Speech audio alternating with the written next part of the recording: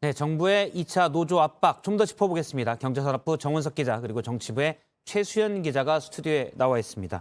먼저 정원석 기자에게 좀 물어볼게요.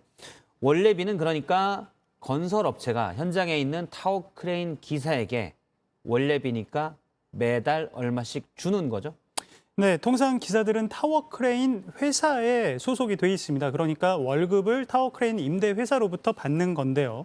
그런데 파견을 나가는 건설 현장에선 또 건설사 등으로부터도 돈을 받습니다. 예. 이렇게 기사들에게 돈을 직접 건네는 게 관행이라고 하는데 이거를 통칭해서 원래비라고 합니다.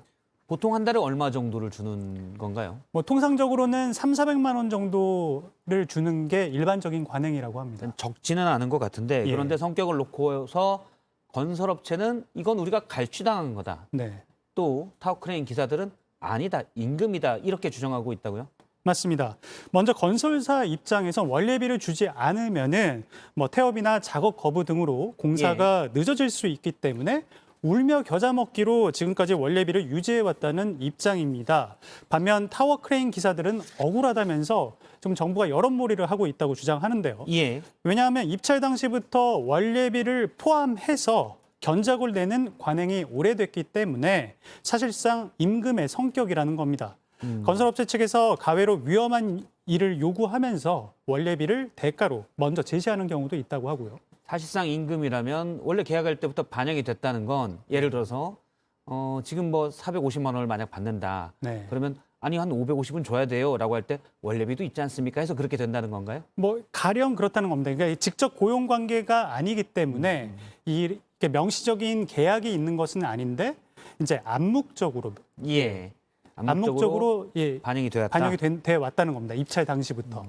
법원에서 이 원래비 성격이 무엇인지 여기에 대한 판단이 최근에 있지 않았습니까? 네, 광주지방법원이랑 고등법원에서 2심까지 판단이 나왔습니다. 예. 한 건설 하도급 업체가 타워 크레인 기사 16명을 상대로 그간 준 원래비 6억 5천만 원을 되돌려달라 이렇게 소송을 낸 건데요.